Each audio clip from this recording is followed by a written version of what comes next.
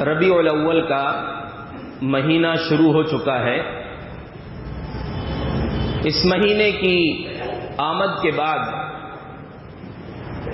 نبی اکرم صلی اللہ علیہ وسلم سے محبت کا دم بھرنے کے نام پر ہمارے بہت سے بھائی ایسے کام کر جاتے ہیں جن کا شریعت سے تعلق نہیں ہے، یا محبت کے نام پر غلط راہ پر نکل جاتے ہیں۔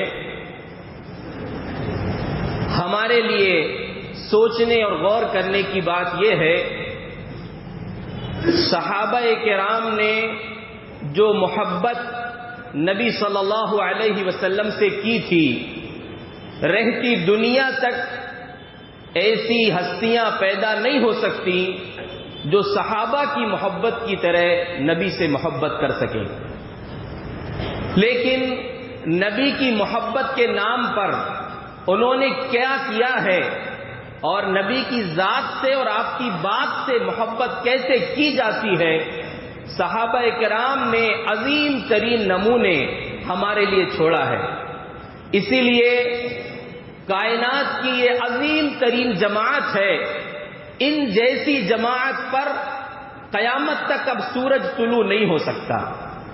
یہ وہ مقدس ہستیاں ہیں جن کو اللہ رب العزت نے اپنے نبی کی صحبت کے لیے، نبی کے ساتھ رکھنے کے لیے چنا تھا، اور اس لیے اللہ رب العزت نے وہ اعلی مقام عطا کیا ہے کہ قیامت تک آنے والے انسانوں کا ایمان اسی وقت قابل اعتبار ہوگا جبکہ ان کا ایمان نبی کے صحابہ کے ایمان کے انداز پر ہوگا۔ رب نے اپنے قرآن میں اعلان فرمایا، فَإِنْ آمَنُوا بِمِثْلِ مَا آمَنْتُمْ بِهِ فَقَدِ اهْتَدَوْا۔ اے نبی کے صحابہ، سوچنے کی بات یہ ہے کہ قرآن نازل ہو رہا ہے محمد الرسول اللہ صلی اللہ علیہ وسلم پر، لیکن ڈائریکٹ خطاب اللہ نبی کے صحابہ سے کر رہا ہے کہ اے نبی کے صحابہ، یہ لوگ ویسا ایمان لائیں گے جیسا ایمان تمہارا ہے تو یہ ہدایت یافتہ مانے جائیں گے، اور اگر اس سے ہٹتے ہیں تو وہ گمراہی کا راستہ ہے۔ اسی لیے ضرورت ہے کہ اس عظیم جماعت کی عظمت کو ہم سمجھیں۔ آج ہمارے سامنے ایسے لوگ بھی موجود ہیں جو صحابہ کرام کی عظمت پر ڈاکہ ڈالتے ہیں۔ صحابہ کرام میں سے کچھ صحابہ کو بالخصوص متہم کرتے ہیں، ان کی غلطیوں کو، ان سے جو چوک ہوئی ہیں ان کو لوگوں کو سامنے بیان کر کے ان کی عزت میں کمی کرتے ہیں۔ ایسے لوگ موجود ہیں، اسی لیے ان حالات میں ضروری ہے کہ صحابہ کرام کی اس عظیم جماعت کی عظمت کو پہچان کر ان کو اپنے لیے مشعل راہ بنا لیں، اپنے لیے ان کو نمونہ بنا لیں، اس لیے کہ اگر ہم واقعی نبی سے محبت کرتے ہیں تو محبت کرنے کا انداز وہ ہونا چاہیے جو اولین مخاطبین ہیں، جنہوں نے نبی کے ساتھ رہ کر زندگی گزاری ہے، جن کو رب نے یہ مقام عطا کیا، محمد الرسول اللہ والذین معہ۔ محمد صلی اللہ علیہ وسلم اللہ کے رسول ہیں اور وہ لوگ جو ان کے ساتھ ہیں، اب پوری خوبیاں اللہ نے ان کی ذکر کی ہے، تو وہ جماعت، اس جماعت کی عظمت کو ہمارے لیے پہچاننا ضروری ہے تاکہ ان کے انداز میں ہم نبی سے محبت کے پیمانے کو سیکھیں کہ نبی کے نام کے لیے خالی چلانا، ان کے نام پر شور کرنا، جلوس نکالنا یا اور اپنے انداز میں محبت کو منانا وہ صحیح نہیں ہے۔ محبت کیسے کی جاتی ہے؟ صحابہ نے نبی کی ذات سے محبت کی ہے اور نبی کی بات سے بھی محبت کی ہے۔ نبی کی ذات سے محبت کیسی تھی؟ غزوہ احد کا موقع ہے، پیارے رسول صلی اللہ علیہ وسلم حالات جنگ کا پانسا پلٹنے کے بعد دشمن کے نرغے میں آ گئے، دشمن گھیرے ہوئے ہیں۔ ان حالات میں ایک صحابی ابو طلحہ انصاری اپنا سینہ نبی کے سینے کے سامنے رکھے ہوئے ہیں، تیر چل رہے ہیں دشمن کی طرف سے. پیارے رسول جب کبھی ان کے پیچھے سے سر اٹھا کر جھانک کر دیکھنے کی کوشش کرتے تو ابو طلحہ کی زبان سے کلمات نکلتے بِأَبِي أَنْتَ وَأُمِّي نَحْرِي دُونَ نَحْرِكَ. اللہ کے رسول میرے ماں باپ آپ پر قربان ہو, آپ سر اٹھا کر نہ دیکھیے, میرا سینہ آپ کے سینے کے سامنے ہے. اصابک سهم من سهام القوم, کہیں ایسا نہ ہو دشمن کا کوئی تیر میرے سینے کے بجائے آپ کے سینے پر لگ جائے. میرے سینے پر لگے کوئی دقت نہیں ہے, لیکن آپ کی ذات کو چوٹ نہیں آنی چاہیے. ابو بکر صدیق رضی اللہ عنہ غار ثور, یار غار جن کو کہا جاتا ہے, جب مکہ سے ہجرت کے سفر میں نکلے تھے, غار ثور میں رکے تھے, تو وہاں اندر جانے سے پہلے کہ اللہ کے رسول آپ باہر تشریف رکھے, میں چیک کر کے آتا ہوں. اندر گئے, جو سوراخ تھے کپڑا پھاڑ کے لگا دیا, جب ایک سوراخ بچا اس میں اپنا پیر رکھ کر پیارے رسول کو دعوت دیا, آپ تشریف لے آئیے, اپنی تکلیف کی کوئی فکر نہیں ہے. اور جب نبی آپ کے زانوں پر, آپ کے پیر کے اوپر سر رکھ کے آرام کر رہے ہیں, ابو بکر صدیق رضی اللہ عنہ کو کوئی زہریلی چیز نے, بچھو وغیرہ نے ڈس لیا, تکلیف ہوئی, ہلے بھی نہیں. جب آنسو نبی کے رخسار پر گرا, ابو بکر صدیق کا بولے کیا بات ہے, کہا کوئی چیز نے ڈس لیا ہے. اس قدر احترام ہے, نبی کی ذات سے محبت ہے. اور اسی ہجرت کے سفر میں دو الگ الگ اونٹ تھے. ابو بکر صدیق کبھی آگے بڑھ جاتے تھے, کبھی نبی کے اونٹ سے پیچھے ہو جاتے تھے. پوچھا ابو بکر بات کیا ہے, کبھی آگے جاتے ہو, کبھی پیچھے رہتے ہو. کہ اللہ کے رسول جب یہ ڈر ہوتا ہے کہ سامنے سے کوئی حملہ نہ کر دے تو آگے آ جاتا ہوں, پھر خوف ستاتا ہے پیچھے سے کوئی حملہ نہ کر دے تو پیچھے آ جاتا ہوں. یہ ذات سے محبت ہے. ایسی عورتوں کو بھی محبت تھی, صحابہ نہیں صحابیات کو بھی ایسی محبت تھی. ایک جنگ کے موقع پر ایک خاتون کو یہ خبر دی گئی تمہارے شوہر, تمہارا بیٹا, تمہارے والد سب شہید ہو گئے. کہا کہ اللہ کے رسول کیسے ہیں, کہا وہ سلامت ہیں. کہا کل مصیبت بعدک جلل, آپ کی ذات کو دیکھ لینے کے بعد ساری مصیبتیں ہیچ ہیں, کوئی نہیں چاہیے, بس آپ کی ذات سلامت ہے. اور یہ ذات کے ساتھ ساتھ بات سے بھی محبت تھی.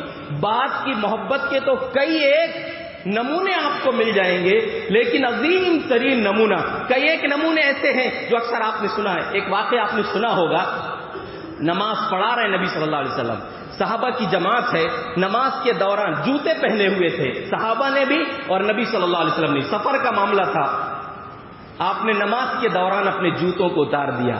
صحابہ نے دیکھا, سب نے جوتے اتار دیے.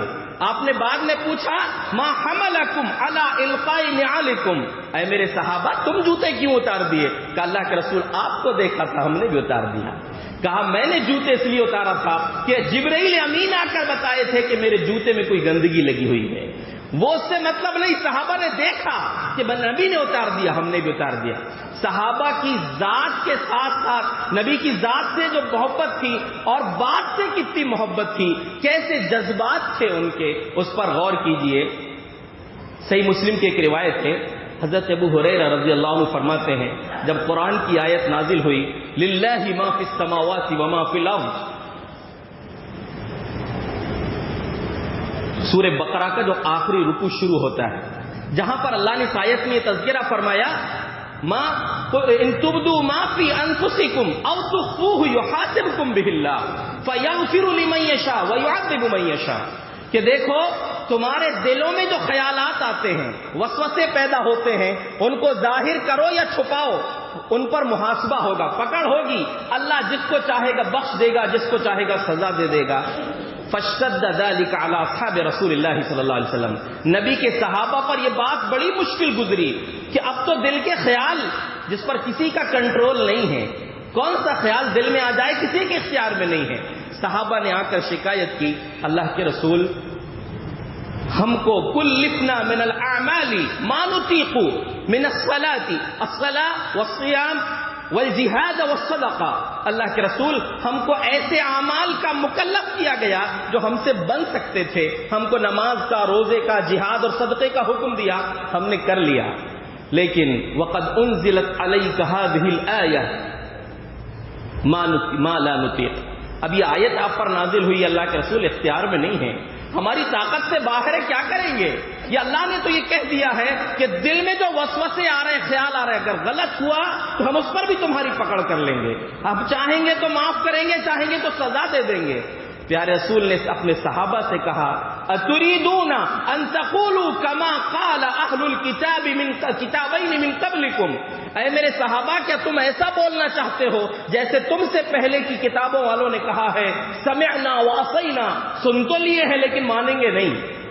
ابھی تم اتنا ہی کہو سمعنا واطعنا غفرانک ربنا والیک المصیر، ہم نے سن لیا، ہم نے مان بھی لیا، اللہ ان وسوسوں پر بھی تو پکڑ کر لے، کوئی دقت نہیں ہے، ہم مان لیے اس کو.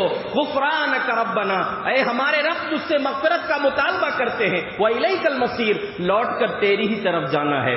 صحابہ اپنی زبانوں سے اسی جملے کو دہرا رہے ہیں. عظمت دیکھی اس جماعت کی، اللہ نے ان کے جذبات کو قبول کیا اور فوراً اللہ تبارک و تعالیٰ نے اس کے بعد یہ آیت نازل فرما دی آمن الرسول بما انزل علیہ من ربہ والمؤمنون، رسول بھی ایمان لا چکے جو ان کے رب کی طرف سے نازل ہوا ہے، والمؤمنون، اور یہ سارے مومنوں کی جماعت. کون سی جماعت ہے؟ صحابہ کی جماعت ہے. اللہ نے جن کے ایمان کا اعلان کیا ہے کہ یہ میرے نبی کے صحابہ اس بات پر ایمان لا چکے ہیں جو نبی پر شریعت نازل ہوئی ہے. اور اس کے بعد اللہ تبارک و تعالیٰ نے فرمایا لا یکلف اللہ نفسا الا وسعها لها ما کسبت وعلیہا ما اکتسبت، اللہ کسی انسان کو اس کی طاقت سے زیادہ تکلیف میں نہیں ڈالے گا. یعنی تم پر جو ابھی یہ بات نازل ہوئی تھی تمہارے لیے کہ وسوسوں پر بھی پکڑ ہو جائے گی، پھر حدیث کے ذریعے وضاحت کر دی گئی کہ اللہ نے وسوسوں کو معاف کر دیا جب تک اس پر انسان عمل نہ کرے یا اپنی زبان سے بولے نہ. تعجب کی بات سے دیکھیے، حیرت انگیز کہ خیالات جن پر کنٹرول نہیں ہے جب ان کی پکڑ کی بات کی گئی تو کہا کہ سمعنا واطعنا، اللہ ہم نے سن لیا، ہم فرمانبردار ہیں، ہم اس پر بھی تیرے اس فیصلے پر راضی ہیں. یہ وہ عظیم ترین جماعت ہے. اس جماعت کی عظمت اپنے دلوں میں بٹھانا ضروری ہے. صحابہ چاہے کوئی بھی صحابی ہو، چاہے ایک لمحے کے لیے وہ ایمان کی حالت میں نبی صلی اللہ علیہ وسلم سے ملاقات کیے ہوں، وہ صحابی ہے کہ ایمان کی حالت میں نبی سے ملے اور اسی حالت میں ان کی وفات ہوئی، ایمان کی حالت میں ملاقات کی ہو، آنکھوں سے دیکھا ہو یا آنکھوں میں روشنی نہیں ہے ملاقات ہوئی ہو تو وہ صحابی ہے. اور چاہے ایک لمحے کے لیے بھی وہ نبی کی صحبت میں رہے، ان سے نفرت کرنا، ان کے خلاف زبان درازی کرنا یہ ہماری اوقات نہیں ہے، ہماری حیثیت نہیں ہے کہ نبی کے صحابہ کے بارے میں کچھ بولیں، کچھ سوچیں. ہم کو اس کا اختیار، ہمیں اس کی اجازت نہیں ہے. یاد رکھیے نبی کے یہ صحابہ کتنی عظیم ہستیاں تھیں. پیارے رسول صلی اللہ علیہ وسلم نے فرمایا خیر الناس قرنی ثم الذین یلونہم ثم الذین یلونہم، سب سے بہترین لوگ میرے زمانے کے لوگ ہیں، پھر وہ جو ان کے بعد آئیں گے، پھر وہ جو ان کے بعد آئیں گے. صحیح مسلم کی ایک روایت ہے، ابو بردہ بن نیار بیان کرتے ہیں والد صاحب نے یہ واقعہ بیان کیا کہ صلینا مع رسول اللہ صلی اللہ علیہ وسلم المغرب، ہم نے ایک دن مغرب کی نماز مسجد نبوی میں نبی صلی اللہ علیہ وسلم کے ساتھ ادا کی. اور مغرب کی نماز پڑھ لینے کے بعد ہم نے کہا لو جلسنا حتی نصلی مع رسول اللہ صلی اللہ علیہ وسلم العشاء، ایک کام کرتے یہیں بیٹھ جائیں گے، عشاء بھی پڑھ کے چلیں گے. صحابہ کی جماعت ہے، مسجد نبوی میں نبی کی امامت میں مغرب پڑھے ہیں اور اب بول رہے ہیں کہ ایک کام کرتے رک جائیں گے، عشاء بھی پڑھ کے چلیں گے. کہتے ہیں جب اللہ کے رسول صلی اللہ علیہ وسلم ممکن ہے تھوڑی دیر بعد یا عشاء کے وقت گھر سے حجرے سے باہر تشریف لائے تو آپ نے فرمایا انتم ہا ہونا، یہیں بیٹھے ہو آپ لوگ؟ کہا کہ ہاں اللہ کے رسول، مشورہ ایسا ہوا کہ مغرب تو پڑھ لیے، عشاء بھی آپ کی اقتداء میں پڑھ لیں گے. آپ نے فرمایا احسن، تم صحیح کیے ہو، تم نے اچھا کیے ہو.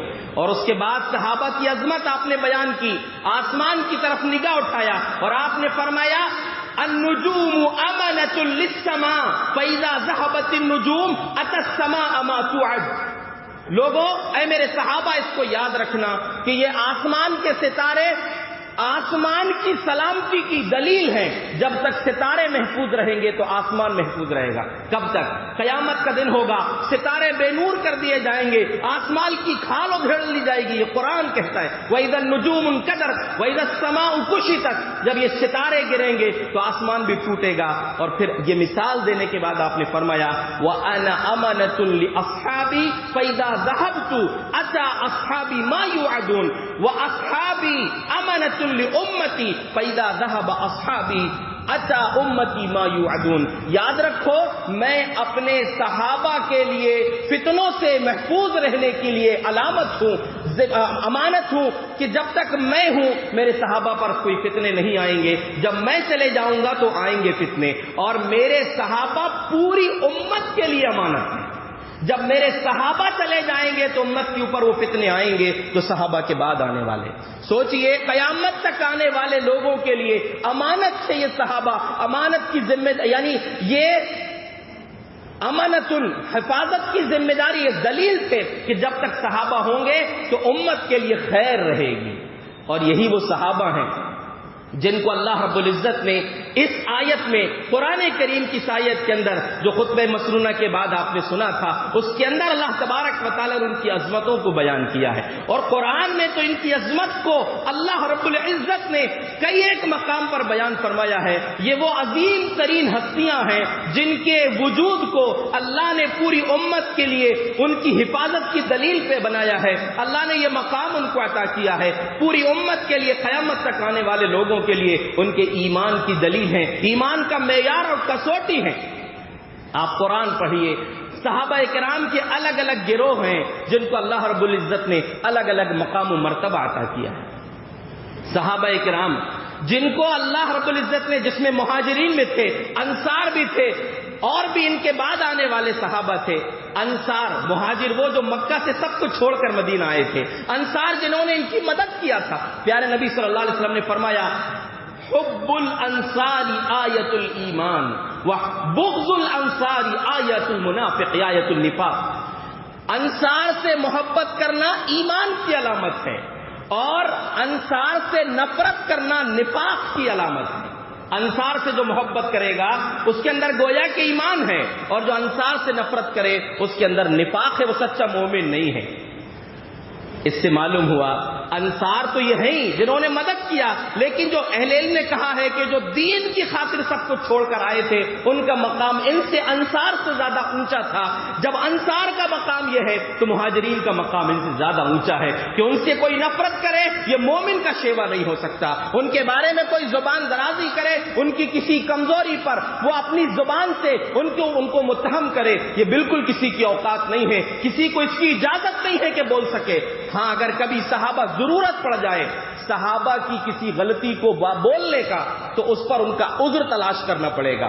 آپ کو یہ بھی بولنا پڑے گا کہ کسی وجہ سے انہوں نے ان سے یہ چوک ہوئی ہے, اجتہاد انہوں نے کیا تھا, یہ غلطی ہو گئی, اللہ رب العالمین ان کو معاف کیا. لوگ بولتے ہیں امیر معاویہ رضی اللہ عنہ, معاویہ بن ابی سفیان رضی اللہ عنہ پر مختلف طریقے کی باتیں کرتے ہیں, اور خاص طور سے میں نوجوانوں کی بات کہوں گا. پاکستان کا ایک شخص محمد علی مرزا جو بالخصوص امیر معاویہ رضی اللہ عنہ کو مختلف انداز میں ان کی عیب جوئی کرتا ہے, ان کے خلاف باتیں کرتا ہے, زبان درازی کرتا ہے. ابھی قریب میں تو اس شخص نے اس قدر کہہ دیا کہ اگر اس دور میں ہم ہوتے تو ہم علی کے تمہارے مقابلے میں, یعنی معاویہ تمہارے مقابلے میں علی رضی اللہ عنہ کی طرف سے تلوار لے کر کھڑے ہو جائیں. نعوذ باللہ, کتنی بدبختی کی بات ہے یہ. سلف میں سے جب کسی سے پوچھا گیا کہ علی حق پر تھے کہ معاویہ حق پر تھے, تو غالباً حسن بصری رحمت اللہ علیہ کہا کہ سنو, اللہ نے ہماری تلواروں کو ان کے خون سے محفوظ رکھا ہے, ہم اپنی زبانوں کو ان کی عزت سے داغدار نہیں کر سکتے, ہمیں حق نہیں ہے بولنے کا ان کے خلاف. حضرت امام احمد بن حنبل رحمت اللہ علیہ نے یہ بات ان سے جب کسی نے پوچھا کہ علی حق پر تھے کہ معاویہ حق پر تھے, کہا کہ لا اقول فیہما الا الحسنى, میں ان دونوں کے بارے میں اچھائی کے سوا کچھ نہیں بول سکتا, مجھے حق نہیں ہے ان کے خلاف کچھ بولنے کا. حضرت معاویہ رضی اللہ عنہ جو بھی ان کے معاملات اللہ بہتر جانتا ہے, یہ صحابی ہو جانا اتنا بڑا مقام ہے. امام صنابحی رحمت اللہ علیہ جن کے بارے میں اختلاف ہے کہ وہ صحابی تھے کہ نہیں تھے, اس لیے کہ بالکل قریب کا وقت تھا, یمن میں رہتے تھے, نبی صلی اللہ علیہ وسلم سے ان کی ملاقات نہیں ہوئی تھی. زیادہ صحیح قول یہی ہے. ان کا ایک واقعہ ہے کہ وہ اپنے قافلے کے ساتھ یمن سے نکلے تھے. کس لیے نکلے تھے؟ نبی کے چہرے پر انوار کو دیکھ کر اپنے آپ کو صحابہ کی جماعت میں شامل کرنے کے لیے. لیکن جب یمن سے نکلے, مدینہ کے قریب ایک جگہ رکے تو وہاں پر خبر ملی کہ 5 دن پہلے نبی صلی اللہ علیہ وسلم کی وفات ہو چکی ہے. یہ رتبہ بلند ملا جس کو مل گیا، ہر مدعی کے لیے دار و رسد نہیں۔ یہ صحابیت کوئی چھوٹا موٹا مقام نہیں ہے۔ نبوت کے بعد انسانی تاریخ میں اگر کوئی سب سے عزت والا مقام ہو سکتا ہے تو وہ صحابیت کا مقام ہے، چاہے ایک لمحے کے لیے بھی کسی کو حاصل ہو گیا۔ میری اور آپ کی حیثیت نہیں ہے ہم کسی بھی انداز میں ان کے خلاف زبان درازی کر سکیں۔ وہ صحابی تھے۔ امام احمد بن حنبل رحمۃ اللہ علیہ نے یہ بات کہی کہ میں ان کے بارے میں اچھا ہی بولوں گا، اور اس کے بعد کہا تلک امۃ قد خلت لها ما کسبت ولکم ما کسبتم ولا تسألون عما كانوا يعملون۔ کتنی زبردست اس آیت کے ذریعے انہوں نے استدلال کیا ہے۔ کہا کہ وہ ایک جماعت تھی جو گزر چکی اور ایک تم ہو، انہوں نے کیا کیا وہ جانے، تم جو کر رہے ہو وہ تم جانو۔ ولا تسألون عما كانوا يعملون، تم سے نہیں پوچھا جائے گا انہوں نے کیا کیا تھا، ان کے معاملات اللہ بہتر جانے۔ علی رضی اللہ عنہ اور حضرت معاویہ رضی اللہ عنہ کے بیچ میں جب جنگ ہوئی تھی، اس میں دو عظیم صحابی زبیر رضی اللہ عنہ، طلحہ رضی اللہ عنہ حضرت معاویہ رضی اللہ عنہ کی طرف سے تھے۔ بعد میں حضرت علی رضی اللہ عنہ قرآن کی ایک آیت کے بارے میں کہتے تھے وَنَزَعْنَا مَا فِي صُدُورِهِم مِّن غِلٍّ إِخْوَانًا عَلَىٰ سُرُرٍ مُتَقَابِلِينَ۔ اللہ نے قرآن میں فرمایا کہ جنت میں جانے سے پہلے جو اہل ایمان ہیں ان کے دلوں میں اگر ایک دوسرے کے لیے کچھ تھوڑی بہت نفرت تھی اس کو نکال دیں گے ہم، اور محبت کے ساتھ بھائی بھائی بن کر ایک دوسرے کے سامنے بیٹھیں گے۔ حضرت علی کہہ رہے ہیں کس کے بارے میں؟ طلحہ اور زبیر رضی اللہ عنہما کے بارے میں، جو مخالف فوج میں ہیں، ان کے سامنے کھڑے ہو کر مقابلے میں ہیں، ان کے بارے میں کہہ رہے ہیں مجھے یقین ہے کہ اس آیت کا مصداق زبیر، طلحہ اور میں ہوں گے، ہم ہوں گے، ہم کو اللہ تبارک و تعالیٰ یہ مقام عطا کرے گا۔ اور آج کوئی ان لوگوں کے بارے میں کچھ بولنا شروع کر دے، یہ بالکل غلط بات ہے، ہمارا حق نہیں ہے۔ سوچئے حبر الامہ، رئیس المفسرین، نبی صلی اللہ علیہ وسلم کے چچا زاد بھائی اور نبی صلی اللہ علیہ وسلم ان کے خالو بھی ہیں، جن کے لیے خود نبی نے دعا کی اللہم علمہ الکتاب اللہم علمہ الحکمہ، اللہ اس کو کتاب کا علم دے، اس کو حکمت سکھا۔ وہ عبداللہ بن عباس رضی اللہ عنہ، ان کے سامنے ان کے غلام قریب نے ایک واقعہ بیان کیا، صحیح بخاری میں ہے، اور صحیح بخاری میں امام بخاری رحمۃ اللہ علیہ نے اس حدیث کو معاویہ رضی اللہ عنہ کی فضیلت میں بیان کیا ہے۔ کہتے ہیں حضرت معاویہ رضی اللہ عنہ نے عشاء کے بعد ایک رکعت وتر کی نماز پڑھی، ایک رکعت پڑھی، تو حضرت قریب نے عبداللہ بن عباس سے کہا کہ معاویہ رضی اللہ عنہ نے ایک رکعت وتر کی نماز پڑھی ہے۔ اہل حدیث کا اکثر عمل یہی ہے، اہل حدیث ایک رکعت پڑھتے ہیں، خوش ہو جاؤ، زیادہ پڑھنا 3 بھی پڑھ سکتے، 5 بھی پڑھ سکتے، الگ الگ رکعتیں، لیکن ایک پر عمل ہے۔ عبداللہ ابن عباس رئیس المفسرین کیا کہہ رہے ہیں؟ دعہ فإنہ قد صحب رسول اللہ صلی اللہ علیہ وسلم، چھوڑو، معاویہ کا ذکر مت کرو، وہ ایک رکعت وتر اگر پڑھے ہیں ان کو یہ مقام حاصل ہے کہ وہ نبی کی صحبت میں رہے ہیں، نبی کے صحابی ہیں، ان کو کوئی دلیل ان کے پاس ہوگی، اسی لیے انہوں نے یہ کام کیا ہے۔ اور اسی کے بعد دوسری روایت ہے، کہا کہ اصاب انہ فقیہ، قریب کچھ بولنے کی ضرورت نہیں ہے، حضرت معاویہ نے صحیح کیا ہے، یقیناً انہوں نے صحیح کیا ہے، انہ فقیہ، وہ عالم ہیں، فقیہ ہے، فقیہ مطلب جس کو دین کی سمجھ ہو، جو شریعت کا عالم ہو۔